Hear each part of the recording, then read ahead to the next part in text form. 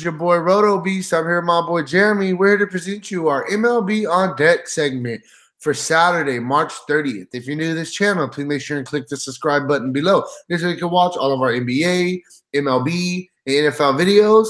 If you haven't came and checked out our website here at dfscheatsheet.com, you're absolutely missing out. We have all the tools to help you compete with the pros day in and day out, including a complete optimizer, tons of content, daily FanDuel, and DraftKings cash lineups. Hey, we're truly a one-stop shop for all your DFS needs. So make sure to come check out the site here at dfscheatsheet.com.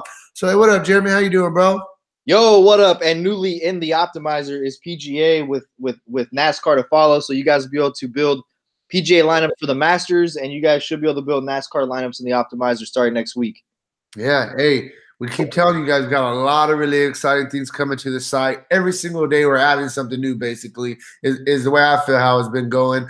Yeah, so, man, hey, check out the site, dfscheatsheet.com, and go play some golf. The golf is tomorrow, right? Oh, tomorrow. Yo, what's this? What is this? We have PGA in the optimizer. It's beautiful. Come to the site. We will throw PGA access in the optimizer for the next, let's go until Wednesday, bro. That's kind of when the lock is. We'll go to Wednesday. So we'll throw PGA in the optimizer if you get an MLB luxury box. Yeah. Hey, you're going to get everything. So, hey, great deal. Anyways, man, hey, we got a small 6-game slate compared to what we've been doing. You know, opening day was, 14, 15 games. We got a small one, 6 games. You know, on Saturday, it kind of gets broken down. You got the early slates, you got the afternoon slates, you got the night slates. We're going to be focusing on main slate. I'm going to kind of give you my top 2 teams I'm going to be targeting with my favorite pitcher for cash games. Jeremy's going to kind of go on the GPP side of things and give you his GPP pitcher and a couple teams that he's going to be targeting in GPPs that he feels going to be a little bit low owned. So, yeah, man, I mean, I'm ready to jump in this real quick. Before we do, if you guys don't mind, please take that quick second. Click the like button down below. Helps me out. Really, really appreciate that from you guys. And one more thing, Jeremy, I just wanted to ask you were telling me about this. What was the stat you were telling me about how important it is to have stacks? So I wish that as a player, right, I wish that FanDuel wouldn't have released this information. As a content provider, I'm glad they did because our job is to help you guys get better. But lineups with a stack in them cashed at about an 83% higher clip than lineups that didn't have a stack in them last year in MLB.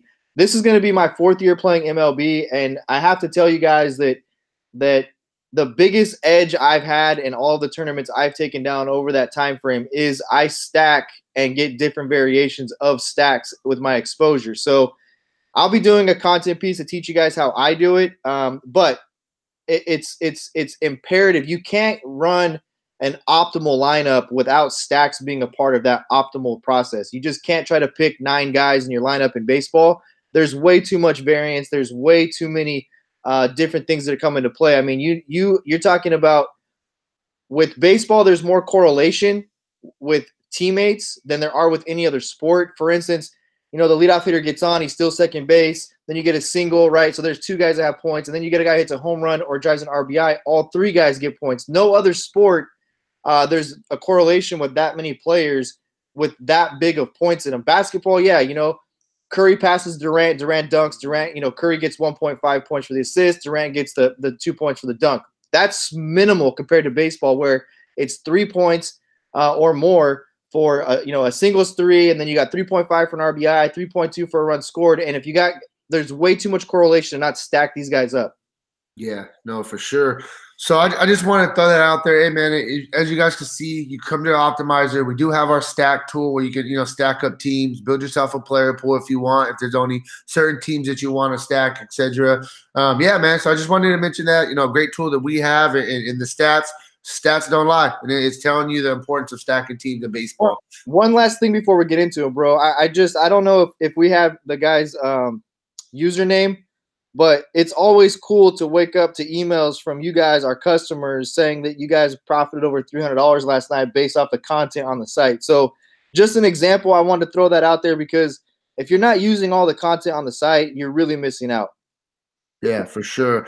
So, yeah, man, let's just jump into it. So I'm going to start it off. I'm going to kind of go with my first pitcher. You can give me your pitcher, and then we'll jump into some hitters. So the pitcher that I think is pretty much a cash game pitcher you really want to go with on this slate, I think you just put in Kenta Maeda. Yes, I know a lot of people are going to say, oh, you're just saying that because you're a Dodgers fan, etc., blah, blah, blah. But guess what? Kenta Maeda, he's been a very good pitcher the past couple of years. Postseason last year, he showed us, he had a very good postseason as well. He's going against a Diamondbacks team that they don't have, Goldschmidt anymore. They don't have Pollock anymore. The best player is Lamb. Lamb, he does have pretty good numbers off Maeda. Lamb is 9 for 27 with 3 doubles and 2 home runs. But outside of Lamb, there's not really nobody else scary in that lineup, for the Diamondbacks. So I really like Maeda. 8,200 is a very fair price tag for him. We got a lot of room that we're going to get to pay up for pretty much any bat that we want. There's some bats definitely on this slate that we want to target. So I like Maeda. I just think he gives us a solid floor. He's at home at Dodger Stadium, which is it's tend to be more of a pitcher's park. I like him in this spot. So Maeda, I think, is the cash game pitcher that you want to go with on this slate. Yeah, man, the only thing that I'm going to say about Maeda that makes me a little bit nervous is just over the years, Dave Roberts has had a tendency to limit this guy's pitch count. Right. And so, for no reason, the 5th inning after he strikes 2 guys out and nobody on, he'll come take him out. And that's the only downside to Maeda. But on this slate, 6 games, I totally get the play. I'm going to go with Derek Rodriguez, and I'm not taking Derek Rodriguez because I'm a Giants fan. I'm taking him because I think he's too cheap. I think he's the Giants' best pitcher. Yes, I said that. Mad Bum, in my opinion, is living off reputation right now. He clearly doesn't have the same stuff he had before he broke his hand in spring training last year. He just hasn't come back yet. So I think Rodriguez is their best pitcher. You take a look at what he's done. He's 6-4 last year in 19 starts, 118 in the 3rd innings pitched, 89 strikeouts in that span. The guy has really good stuff. He has an electric fastball he can throw in the upper 90s if he wants to turn it up. He kind of stays in that 93 to 94 range and can locate the slider as a strikeout pitch. He has a really nasty slider. So 2.81 ERA last year with a 1.13 whip. Those are really good numbers for a guy who only had 6 wins. If my memory serves me correct, I believe he got off to a 6-1 start. And then with the Giants didn't get him a lot of run support last year, but this is a Giants team that can put some runs on the board. I do look for this Giants team to be competitive later in the season. And I think this is a good spot for him. Versus the Padres last year, they have moved some new pieces in their lineup, but a lot of that lineup is the same.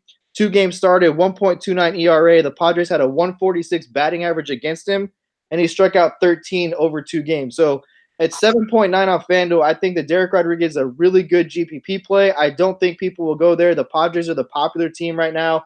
They were pretty well owned last night. That's kind of what Machado will do, is he'll bring some popularity to a team. So the Padres are a good team, but I think Derek Rodriguez will give you a quality start tonight, give you a chance at the win. That's 10 points right there if you're able to wrap that up. And then he's got 5 to 7 strikeout upside. Yeah, no, for sure. Moving into the bats, the first team that I'm going to target is going to be the Cubs. It's an obvious play. The Cubs have the highest implied total on the slate. Going against Edison Volquez. I remember Edison Volquez from 10 years ago. That was the name. Now he's an older dude. It's a shell. I like the Cubs a lot right here. I think the Cubs are going to have a really, really good game in Texas. Texas actually gave up the most runs of any other stadium last year. It's a really, really good hitter's park. Love the Cubs in this spot. We have some guys that have some decent numbers already. Obviously, we got a little bit more of a small sample size, but you got Baez 2 for 4. Bryant's 2 for 5 with the double. Jason Hayward is 4 for 11 with 3 doubles. Rizzo's 4 for 12 with 2 doubles. So it's just showing you there is a little bit of a sample size there, And then you got to look at Wilson Contreras. You can look at Zobrist. Cubs have a stacked lineup. It is what it is. I really, really like the Cubs today. They're going to be a team that I'm really going to prioritize and getting a couple guys in my cash lineups tonight. Cool. I'm going to go with Seattle, man. And the reason I'm going to go with Seattle here is because I think this is the spot where people will jump on the Red Sox. And you cannot – the other thing, too, is I will say this with every sport. Late games people don't watch because there's so much East Coast coverage and a lot of people are in bed, right? So with the 2 late games so far this season, the Boston Red Sox, they pulled one off last night, I believe. Late, they came back. But they got absolutely tattooed with their ace Chris Sale on the mound on opening day. You look at what they're doing in Seattle, and you've got 3 guys, Beckham, Santana, and Haniger, who are absolutely lighting the world on fire right now. Beckham 8 for 16 with 3 bombs. Santana 7 for 18 with 3 bombs. Haniger doing his thing. So you take a look at some BVP numbers as well, and you've got guys who have hit home runs off of him already. Look at Edwin Encarnacion, a guy we know who hits left-handed pitching really well. I like him. Mitch Haniger, another guy with the 2 hits he's got in 9 plate appearances against Rodriguez. He's got 2 doubles, and we know that they've got some right-handed bats in this lineup that can do some damage and really be pesky at bat. So I think Seattle is a really good GPP stack, and that's going to be my first pick there with the bats. Yeah, hey, Beckham's been absolutely scorching for sure. They still they have guys on this roster. I mean, you go all the way down and you look at D. Gordon. I mean, D. Gordon, he's 5 for 8 against Eduardo Rodriguez, and this guy hasn't even really got heated up this season. And this is a guy, to me, when you stack Seattle, he can get you on base anyway. If he gets on base anyway, the guy can end up with a triple because he can steal second and third on any given night. So I really like Seattle tonight. Yeah, no, for sure. Get a walk, get a steal, score. Right. Easy. What? 12 points right there? Right.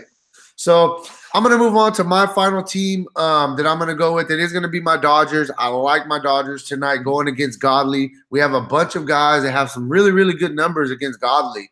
Godley, I mean, he's a decent pitcher, don't get me wrong. But, hey, the Dodgers last year, we led the league in home runs. And so far to start this season, we're right there at the top. For opening day, we had 8 home runs, had a couple again yesterday. We're swinging the bat. We're starting, the season off hot, swinging the bats very well. We got a lot of lefties in this lineup going against Godley. I think this is a great spot for the Dodgers to put up a bunch of runs. Couple quick guys I'll just quickly touch on.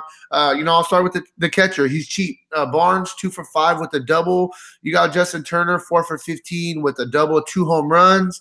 Chris Taylor, 5 for 16 with 2 home runs. Bellinger, 5 for 15 with 2 doubles. Make a long story short, the Dodgers have about 7 guys that are batting over 300 against Godley. I think tonight they're going to put up a bunch of runs. They're going to hit some home runs.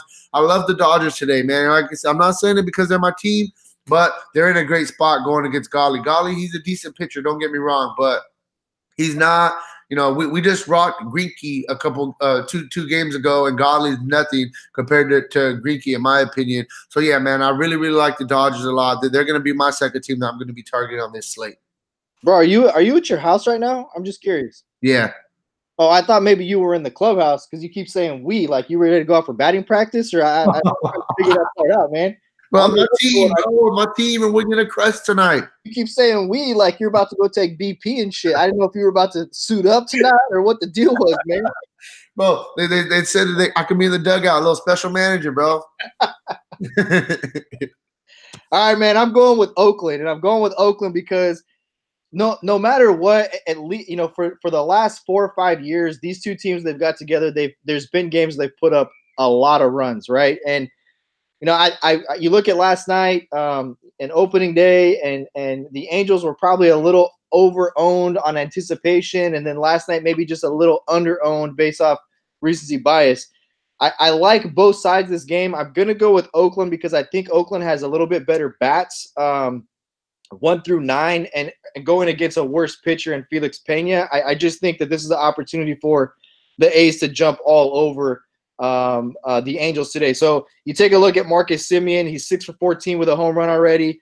Your boy Chris Davis, 5 for 17, 3 bombs already on the season. And Chapman, another guy. I mean, Chapman, you look, he's 3 for 5 in his career so far against Felix Pena. And you look at what he's done this season so far, he's 5 for 16. So he's hot. It's a pitcher he sees well. I know a lot of guys don't like to put a lot of stock in BVP. I played the game, and I played it into college, and I'm going to tell you right now, as a guy who played, when there's a guy on the mound that you see well. So I wouldn't say put all your weight in BVP, but in baseball, it does matter. There is something to seeing a pitcher really well and not seeing a pitcher really well. There are obviously other factors that go into it. I'll debate anybody all day long who hasn't played the game of baseball that if you see a guy really well and you can pick at this level, it's about picking the ball up out of the pitcher's hand as early as possible. And if you see a guy well, it shows up in what you've done against the guy. We call it ownage. That's what we call it. So there's some guys who have some ownage.